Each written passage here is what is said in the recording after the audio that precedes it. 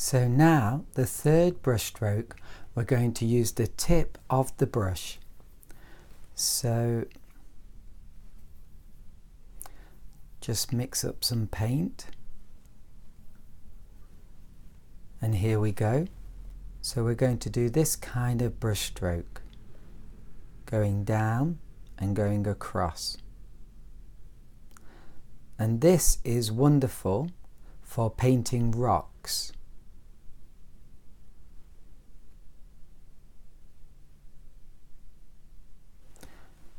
So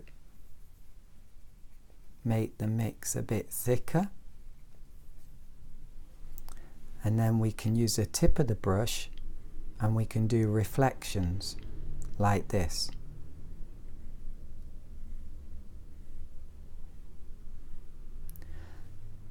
And to make the reflections more interesting, we can press down like that. So we can do thin strokes and thick strokes. So make a thick one and a thin one, and then a really thin one. And here too, a thick stroke and a thin one. Like that. And you can also do shadow. Get lots of pigment.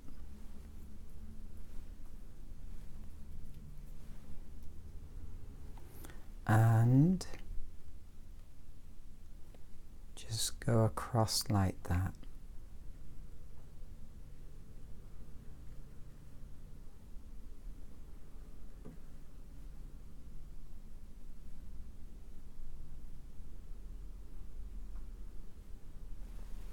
And there you've created some shadow.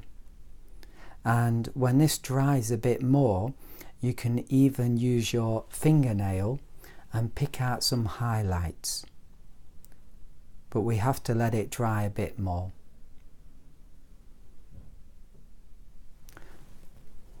So we'll just paint a few more. The important thing about when you paint these rocks is not to make them evenly spaced or the same height. Make them irregular. It's very difficult to do. Here we go. Going across, thick stroke, thin stroke, super thin stroke. Let's see if we can, it's still too wet, I think. Yeah. You have to wait quite a while, especially if it's very wet. But another thing you can do is you can wash out your brush, then get some tissue, dry it so it's really clean, wet it again, dab it on your tissue, so now it's clean and it's a little wet, not too wet, and you can drag it across. And then dry it again.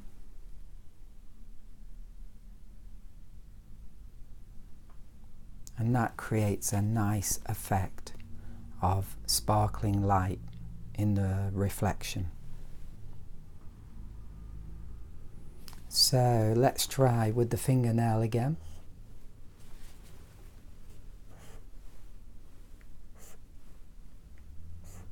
Ah, it's happening a little now, but it's still too wet.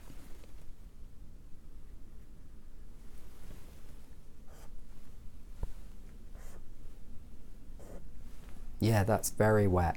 So timing is very, very important. But you can see the kind of effect you can produce with your fingernail as well.